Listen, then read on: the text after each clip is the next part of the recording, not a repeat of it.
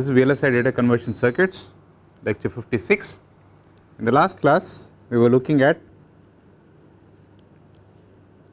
a current steering pair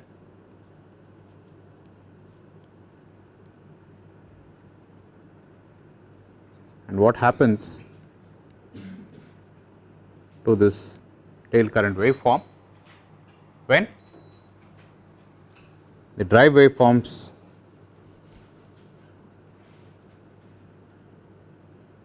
change state.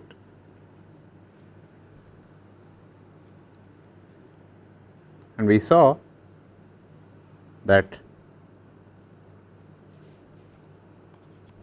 as the drive waveforms make a transition,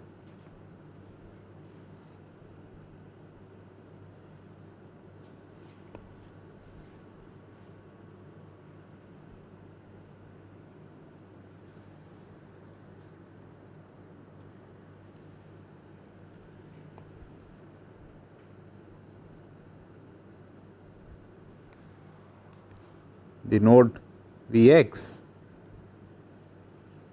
assuming everything was done sufficiently slowly, would do something like this.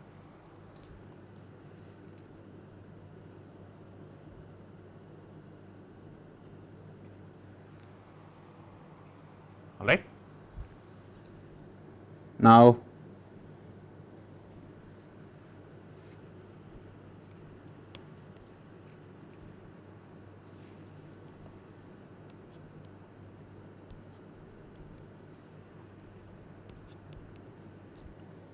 in practice, of course, there will be a whole lot of parasitic capacitance at the source coupled node. Okay. So, to a first estimate, what do you think is the current flowing through Cp?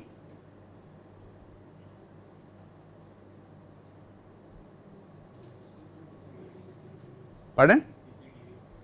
To first approximation, the current flowing through Cp is nothing but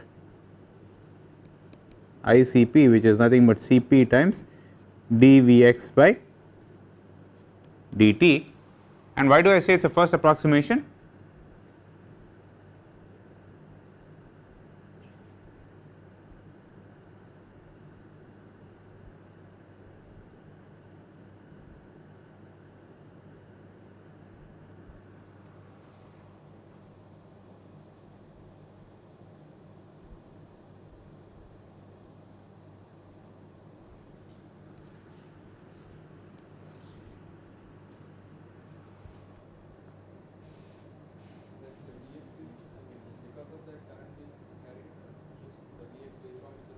Will change. So, please note that why I call this an approximation is because the Vx that we have drawn here was drawn based on the fact that there is no capacitance and that or the current through the capacitance is negligible, right. So, this is purely from a DC picture, and once we draw this we say that hey, actually the current flowing through the capacitor is Cp times dVx by dt, right. But the Vx that we are using is not the true Vx that will be there at the source coupled node. Okay. So, in reality the total current that is flowing or the sum of the two source currents of the transistors must be equal to, this is I1 and say this is I2, I1 plus I2 must be equal to I plus Cp times dVx by or plus ICP, which is approximately equal to Cp times dVx by dt.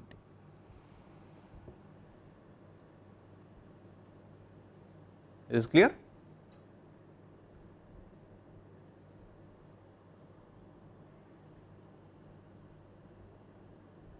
Now,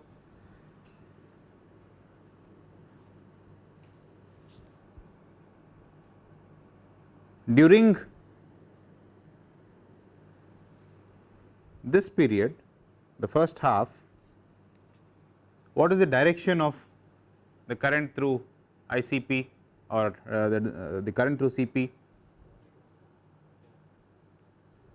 Pardon?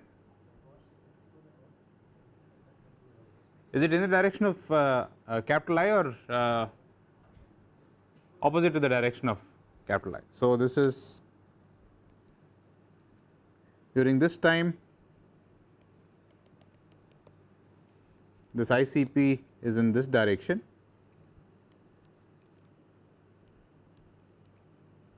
and in the other half the time it is in this direction.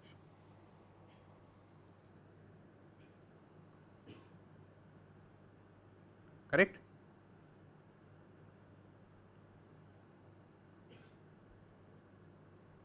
Okay. So, what can you say about I1 as a function of time?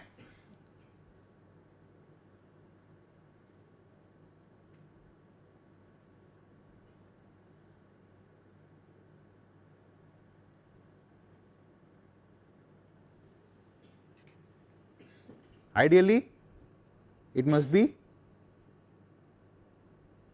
when VL is low, what must be I1? Let me redraw the diagram here for you.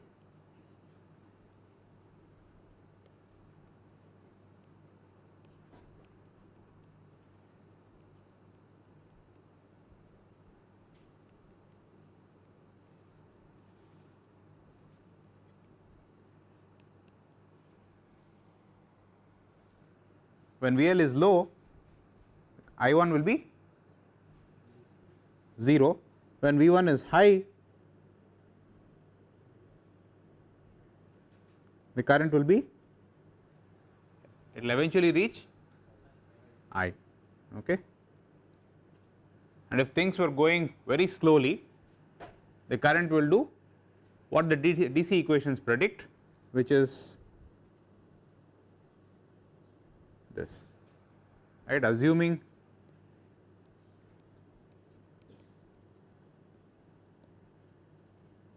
no parasitic capacitances.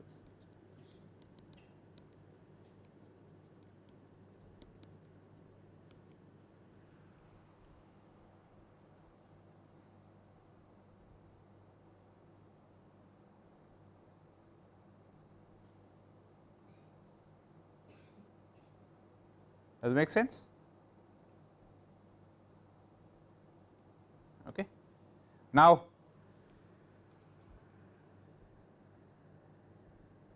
as we discussed earlier,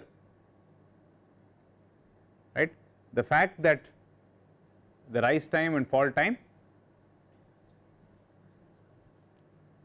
you know, when these for example, these transitions, okay, as we saw, can cause nonlinearities in the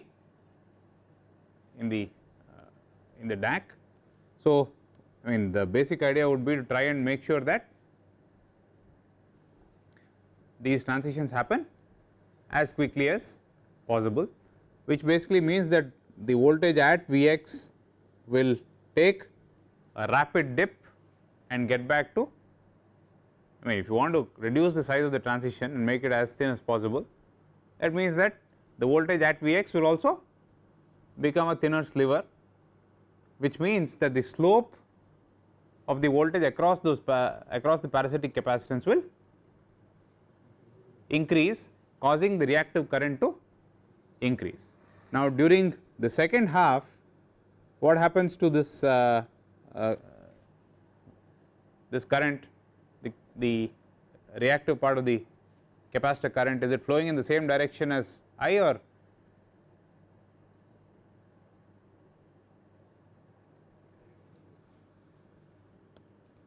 this is the parasitic, this voltage is doing this.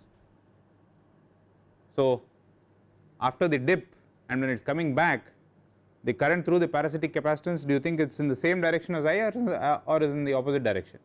Same direction. And during the second half, where is most of the current flowing? which transistor is it flowing?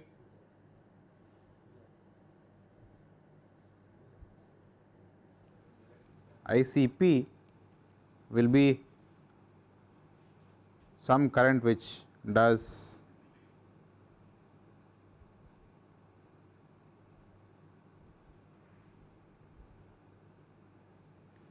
this, correct. This is ICP, this is the waveform, correct.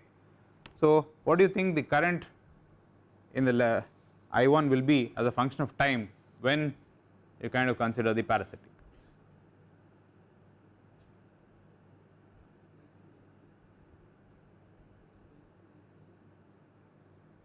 Pardon?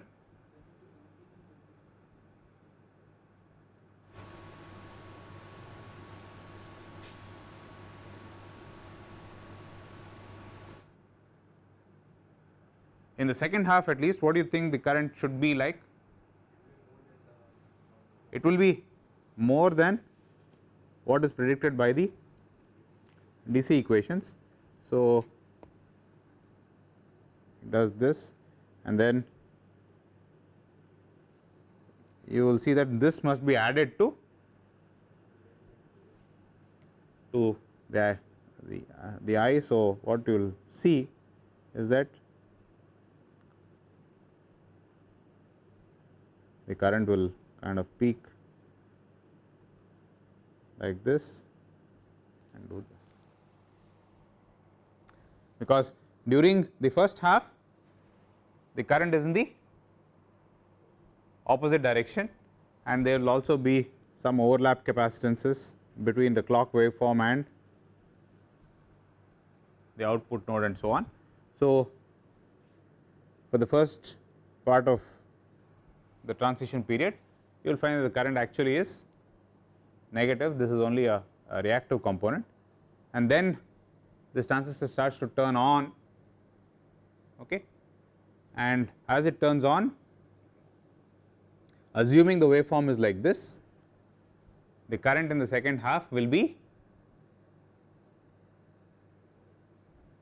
higher than the DC tail current because of the reactive component of the current in the tail capacitor, which will cause an increase in the current, and of course, this waveform settles to its steady state value, at which point the current will come back to I.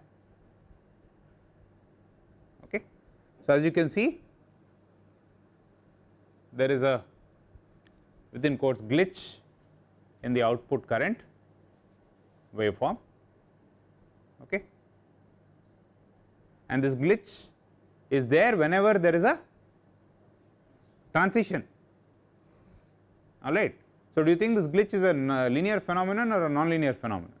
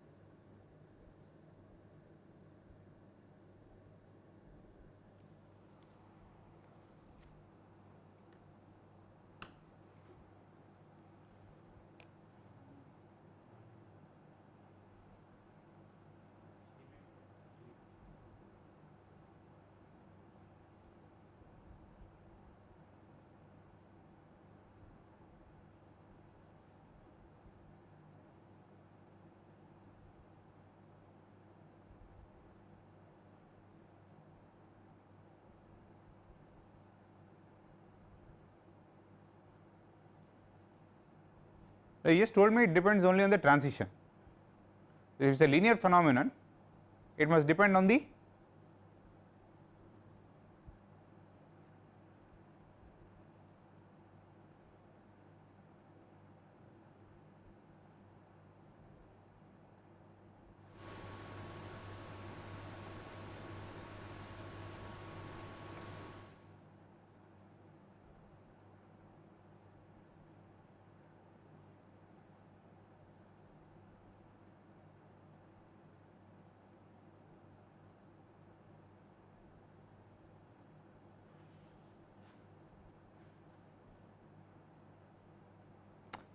Okay, so let me.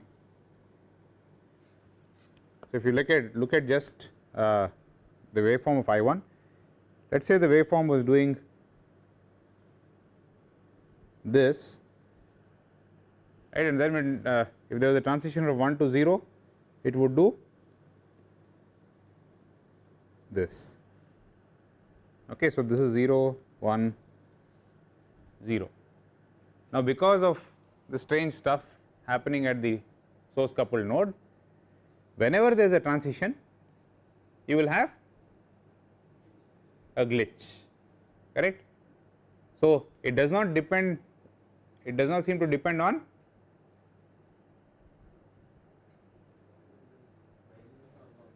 I mean, so this stuff happens whether or not it's a rising edge or a falling edge. Okay. So this glitch is basically a nonlinear phenomenon. Okay. So because strange things happen only whenever there is a transition, it does not depend on the sign of the transition, which is why this effect is a nonlinear one, and therefore the key point, I mean of course you can go and sit and analyze this very carefully, but as designers we are interested in avoiding the problem rather than trying and understanding in detail what happens to, I mean how it manifests as nonlinearity and so on. So the basic idea must be to try and keep, and the problem is the glitch. So to avoid the problem you avoid the glitch as much as possible, and the glitch is coming because of reactive currents through the capacitances, parasitic capacitances at the switching node. So to cut a long story short, what you want to do is to keep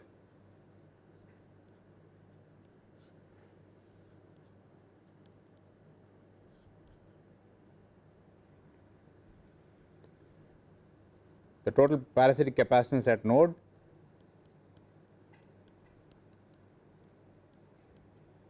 as small as possible.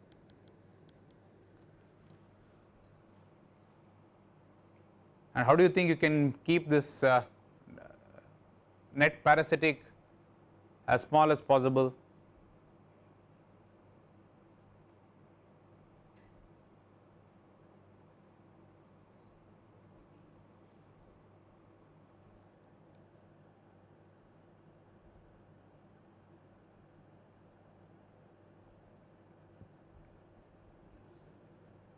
Pardon? Decrease? So this parasitic capacitance Cp is coming because of what all transistors? It is coming because of these transistors and the cascode, correct. So here the are the source drain parasitics of, sorry, the drain bulk parasitic of, let us say this is M1, M2, M3 and M4, CDB of M2 plus CGD of M2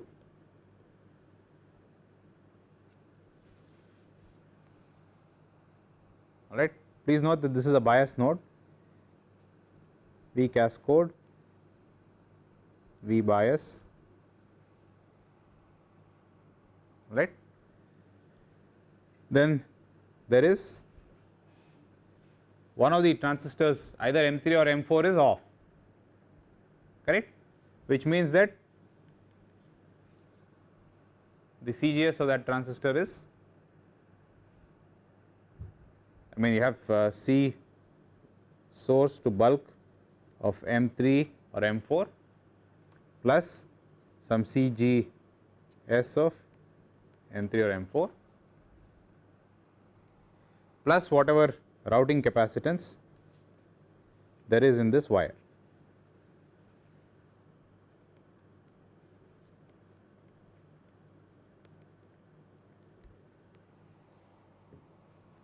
Does it make sense?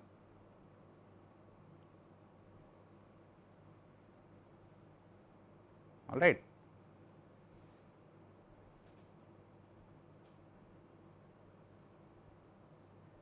Now, what happens to, and so to reduce the glitch, you want to keep total CP as small as possible. So, what do you think you can do?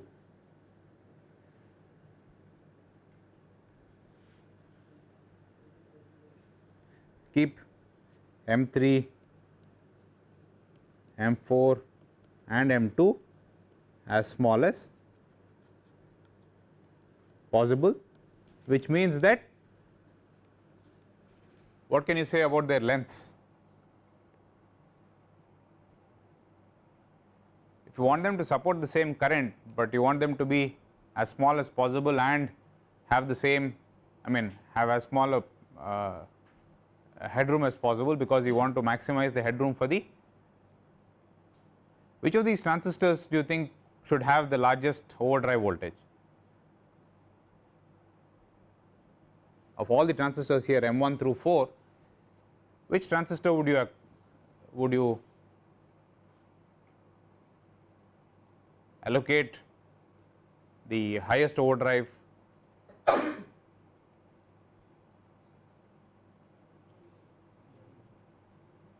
Huh?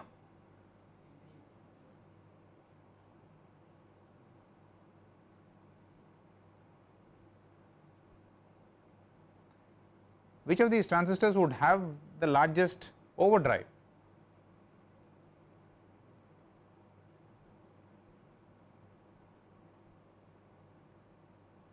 And why?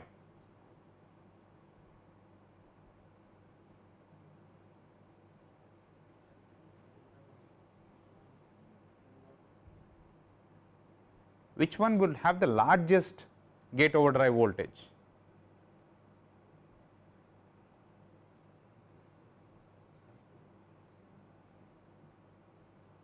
Why?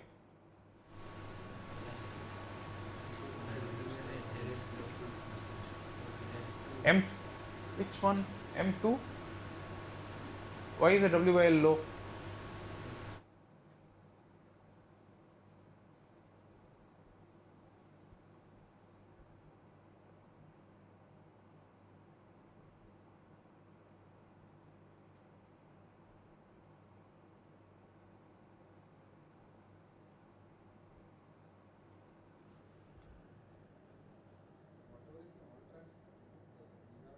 No, there are 4 transistors here, M1 through M4, right? So, which of these transistors will you allocate the largest gate overdrive to, and why?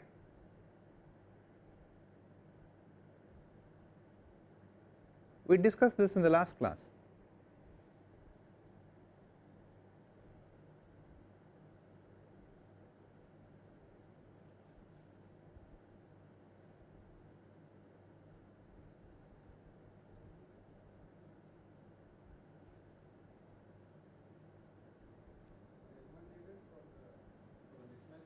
So, you want to keep whatever headroom you have to stack up these 3 transistors, the largest amount must be allocated to M1, because that directly influences the matching. Is that clear or it is not clear? Yes?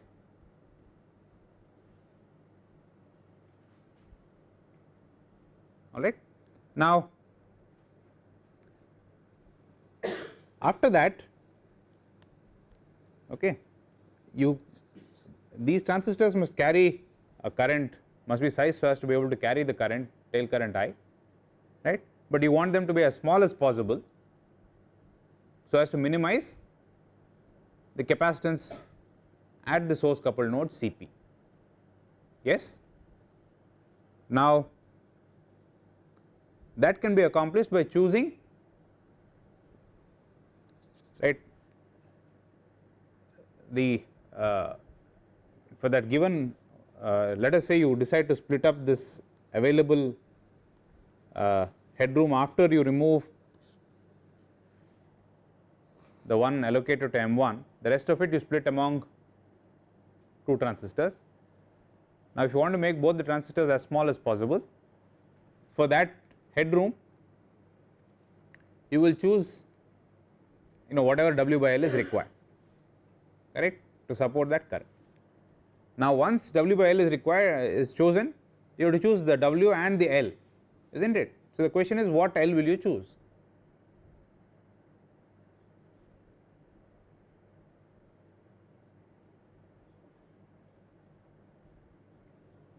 Pardon? So you will choose the smallest length possible in the technology.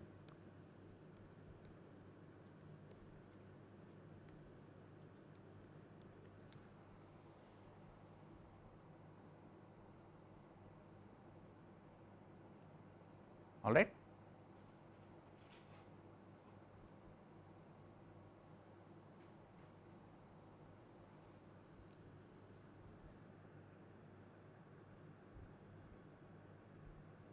Okay. Well, let's come to that. Now, if these transistors are made very small, right, it means that the threshold voltages can also change by a large amount. But do you think mismatch in M2 is an issue? Let us say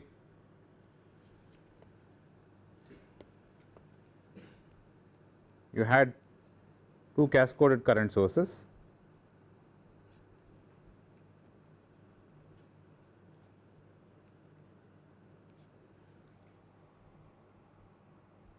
all right.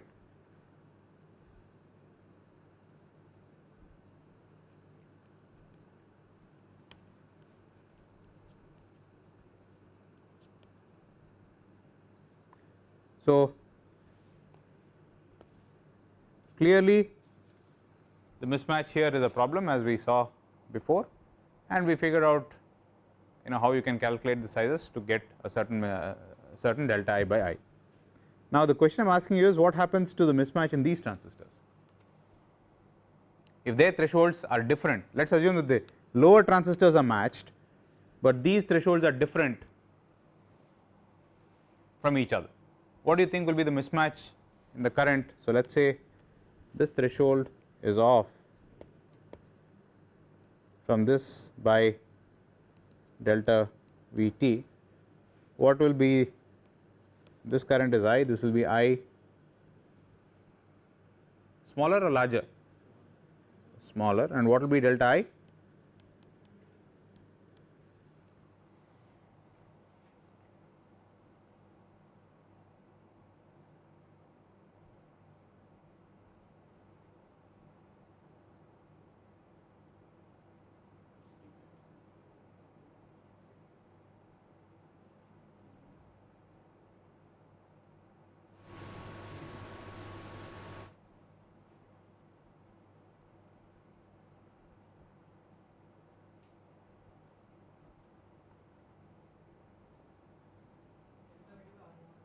Pardon?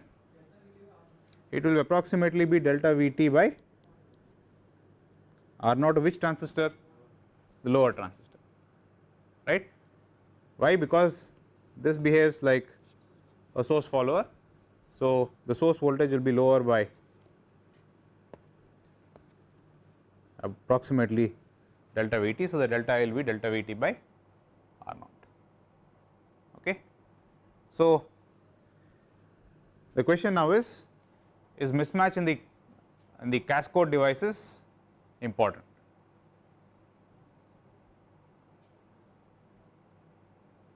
Pardon?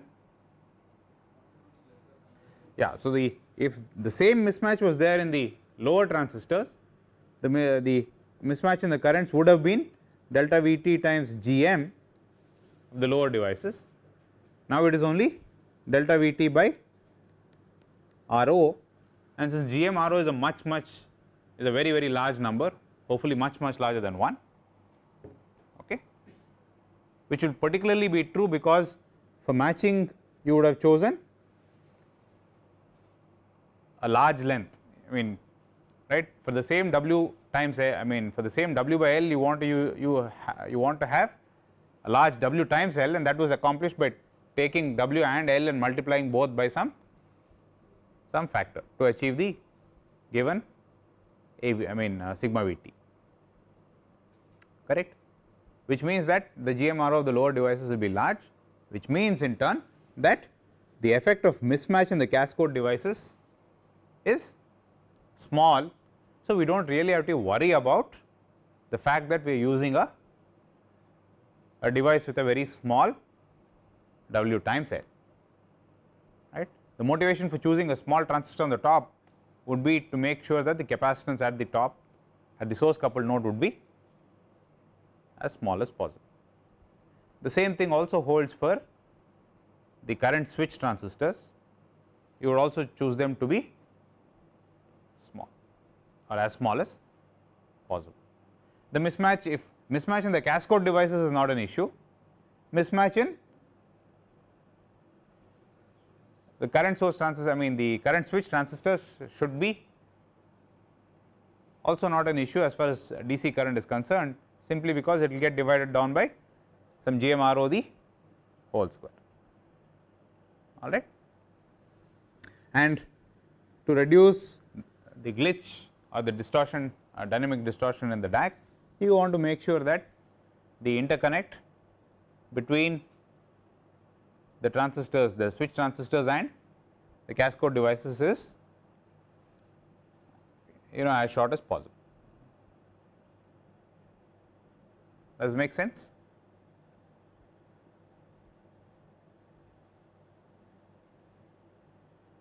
Okay. Now,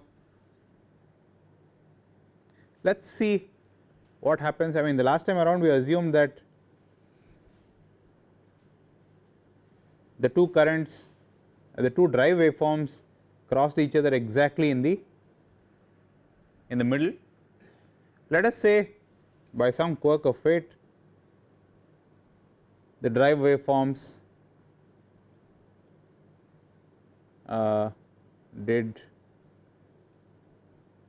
one of the drive waveforms was skewed so that it did this.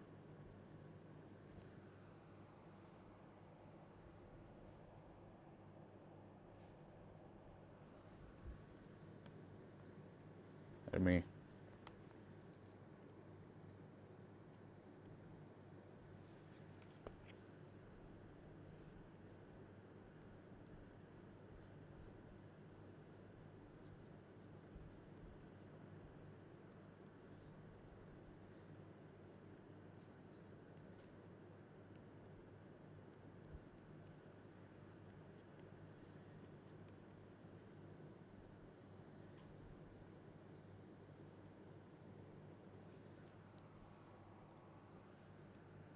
okay. So, we will say, let us say this is VL and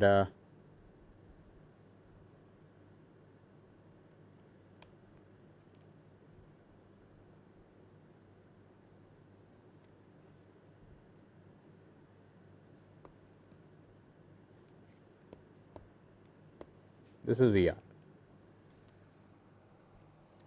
What do you think will happen to Vx now?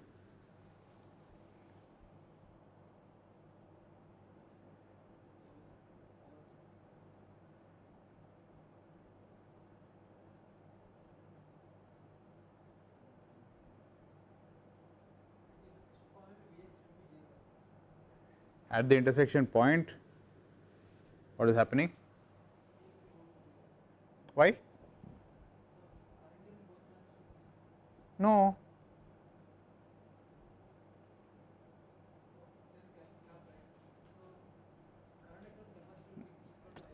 So, at the intersection point, what happens now?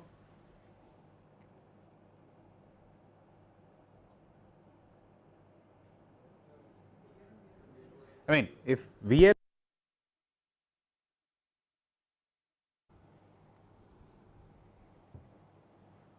so, if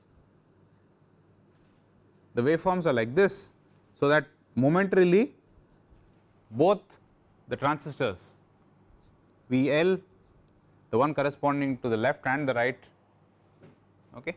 If both of them are off at the same time, what happens? This current source has no option but to simply discharge whatever charge there is on Cp, and please note that this is all happening for a very short interval of time. So, there is no danger of Cp going hopefully all the way to ground, you understand. If this voltage goes too low, the current source itself will get crushed and get into the triode region, right. Assuming that such eventualities do not arise, what will happen is that this capacitance Cp will now lose an awful lot of charge. Okay. So, when one of the transistors gets back into action, what will happen? This voltage Vx is at a level which is much lower than what it would conventionally have been, right, which means that the initial glitch in the current, which is must be proportional to Vgs minus Vt the whole square, right, and so this voltage, the source voltage, is now much lower than what it would have been, right, if the drive waveform had arrived on time. Okay. And therefore, the initial glitch current will be higher or lower than otherwise? It will be much higher than otherwise, you understand. So, if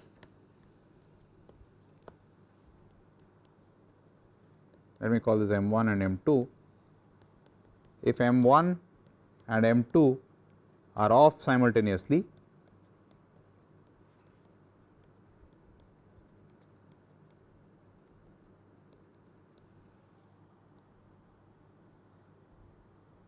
leads to large glitches, which means poor dynamic linearity.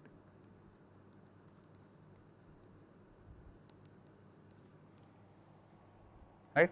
Please note that this nonlinear phenomenon due to the glitches occurs regardless of whether the tail current sources are matched or not matched.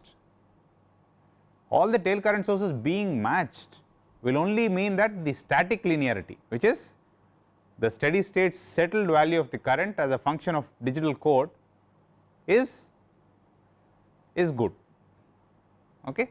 However, these parasitic capacitances contribute to nonlinearity of the entire waveform and not just the settled value. Okay. And as we discussed the last time around, there are many instances or applications where the linearity of the entire waveform is of interest and not just the settled value. Okay.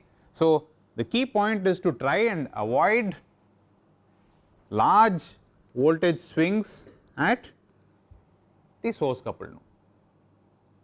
Okay. So, to achieve good dynamic linearity, you want to make sure that the voltage excursions at Vx are as small as possible.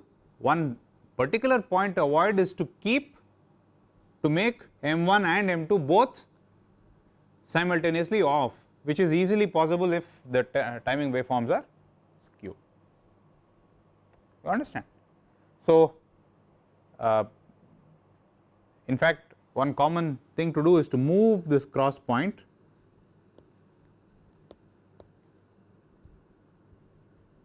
such that neither of these transistors is off simultaneously, you understand. So, for good dynamic nonlinearity,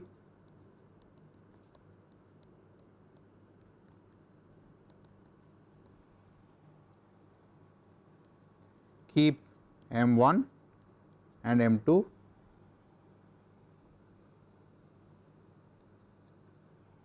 on rather than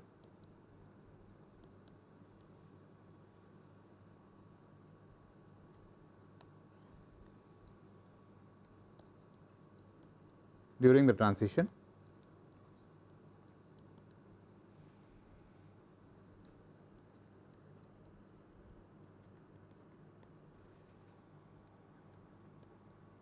So that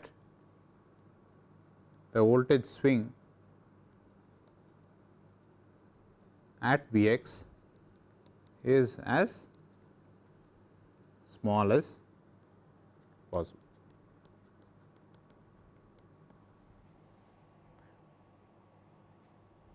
All right.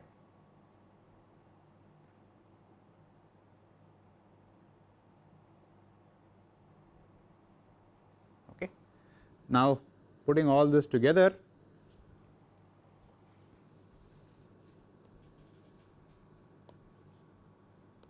if you want to design a DAC, first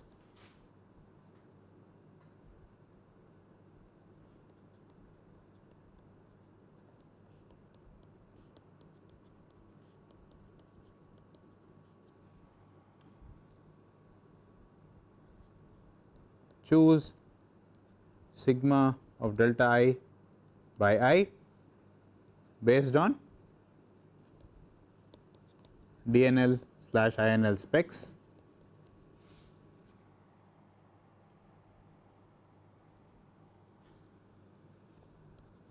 and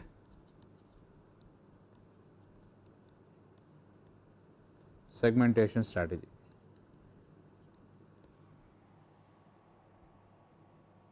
All right. As we saw the last time around, to achieve a given sigma DNL and sigma INL, you have two knobs to play with. One is the segmentation, percentage segmentation, and the other one is the sigma delta I by I, and we saw that for a given sigma delta I by I, there is an optimum segmentation, right, for minimum area. Okay. Once you do that, you choose the current cell design. I mean, you basically know the size you need for the tail current transistor, right, and the cascode device and the switch devices are chosen to be as small as possible while being able to support the current. Okay. So, choose cascode and switch transistors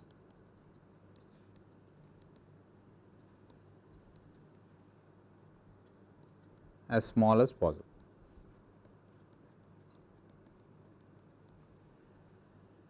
The next thing is to try and lay the whole thing out.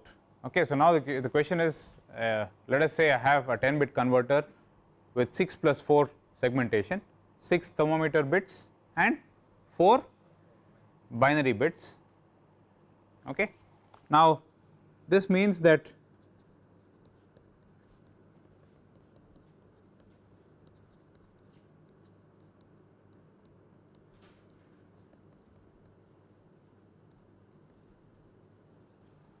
I will have 63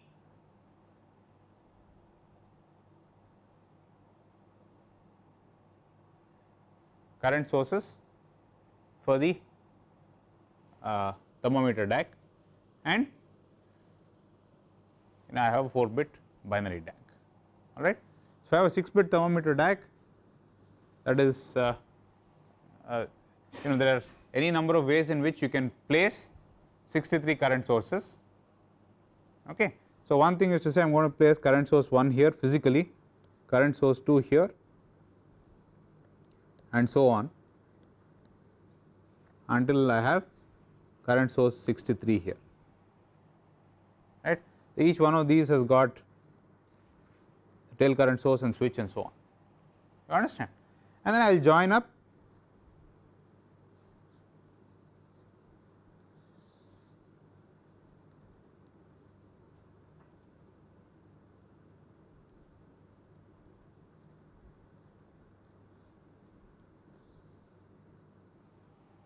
all these and go to VOP and VOL. So, what do you think is the disadvantage with this?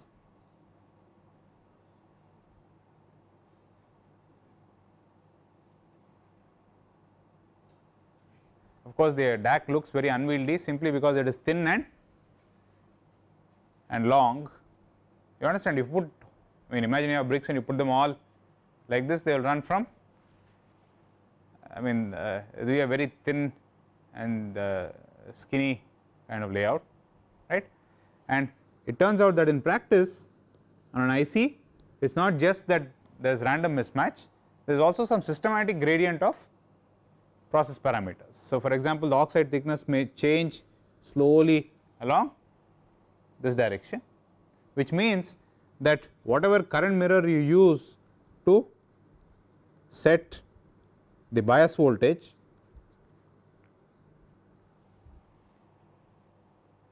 okay, assumes that the oxide thickness is what there is on the left side of the array, right. So, if the oxide thickness varies slowly as you keep going from the left to the right, you will find that there is, I mean, there is systematic mismatch or gradient because of this small change in the oxide thickness, or for instance the mobility across the, as you go across the die. It may also turn out that threshold voltage varies in a systematic way across the die, which will also happen with oxide thickness changes slowly. You understand? Another thing is that if you connect all these, the sources of all these transistors together, there will be some small drop along that source interconnect, right, because the bias voltage you are applying is between these two voltages, but the interconnect has got some small resistance, and as you keep going from the left to the right, the drop across the interconnect resistance keeps increasing. Does it make sense? Okay. So, to prevent, I mean, one way of preventing gradients from accumulating is to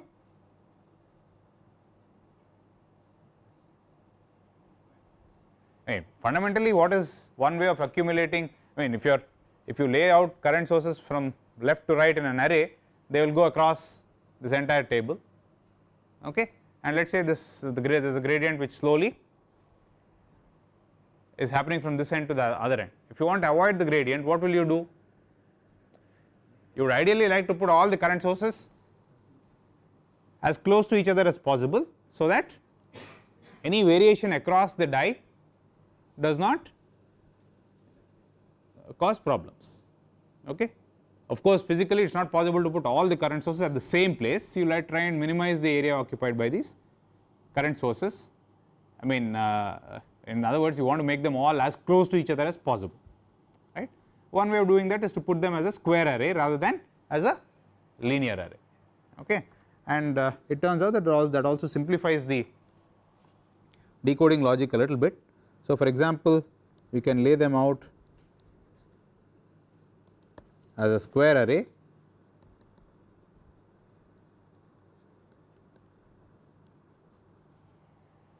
of current sources. So, in our example, it was a 6-bit array, all right. So, if you break it up as an arrangement of 3 by 3, then you can lay them out in rows and columns, 8 rows by 8 columns, okay.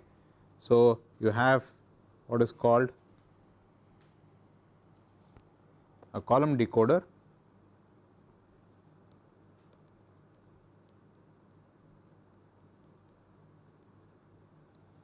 and a 3-bit row decoder. This is very similar to how you would address a memory cell, okay. And locally this is a 3 to 8 decoder,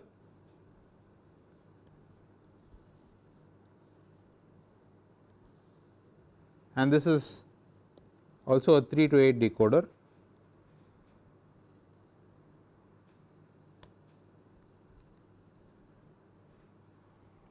okay. And locally you can when a particular cell needs to be selected, both its row and column address must be 1. Okay. So, you can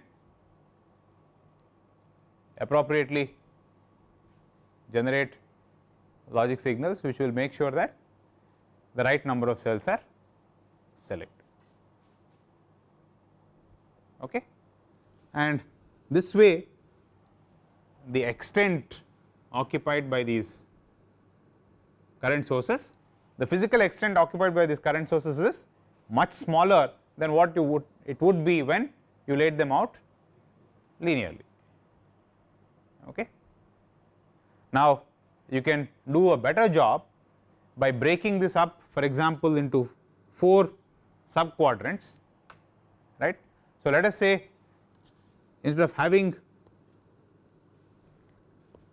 current sources of value I here, a given current sources is broken up into 4 sub current sources of I by 4 each. Okay. So, now you can make one way of making it more uniform is to say I will make 4 arrays of I by 4 current sources each and then arrange them. I mean, each of these sub arrays will be much smaller than this big square array. Now, if I do that, let us abstract it out like this.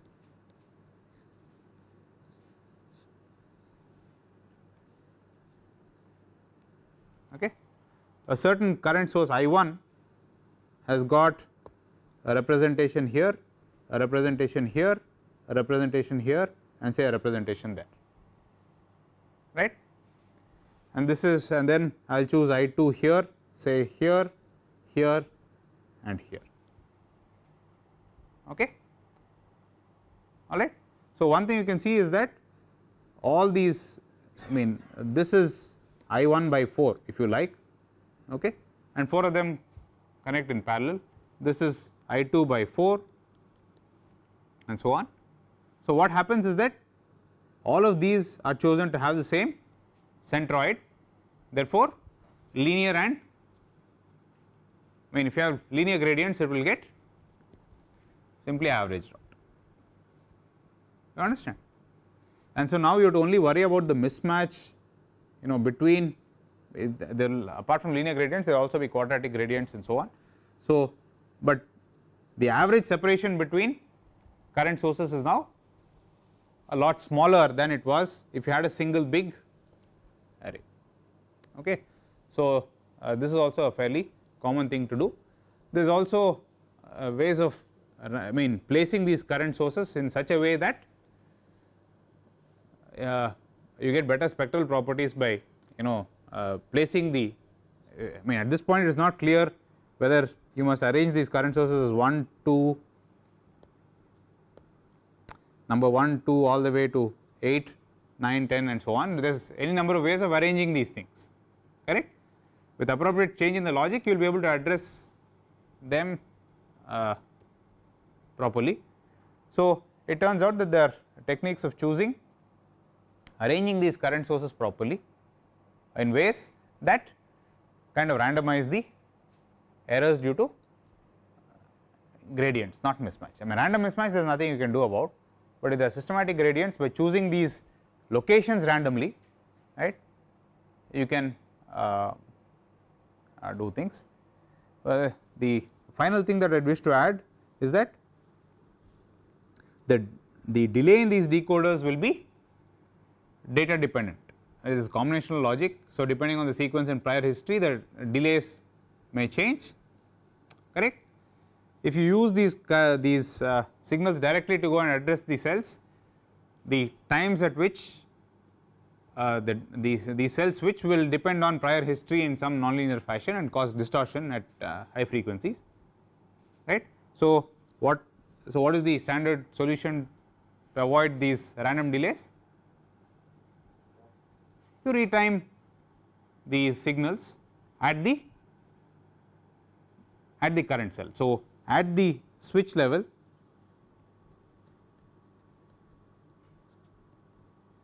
there is some switch driver logic which looks at the row decoder, the column decoder and the master clock and make sure that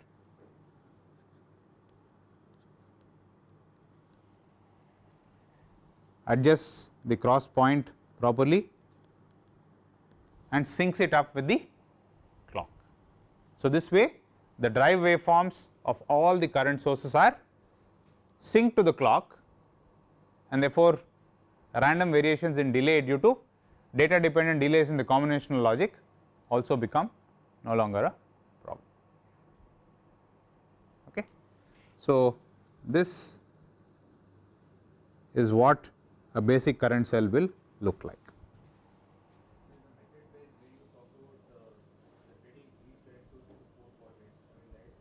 Intuitively it's saying that we are randomizing the this systematic offset. So We are, I mean actually the average separation between current sources is going down by this thing, correct. So, on the average the separation between I1 these two current sources is much smaller than what they would be if you had made a big array, that is all, correct. So, so this so I guess I will have to stop here as far as current steering DACs are concerned. This is it just touches the surface of current steering DACs. Hopefully with the with this background you should be able to read up the papers and understand stuff in a lot more detailed fashion. So, in the next class we will take a look at, I mean the last topic that I wish to cover, namely so far we have seen that the, I mean if for example a current steering DAC like this was used in as the feedback DAC in a delta sigma converter, there is going to be mismatch between these elements, and as you have seen in your assignments, mismatch in these elements will cause, I mean ideally for a multi-bit modulator the spectrum, the PSD must look like this, okay, with and this must be the input signal and this is the shaped quantization noise if the DAC was perfectly linear. If the DAC is not linear, what happens, as you have seen in your assignments, there is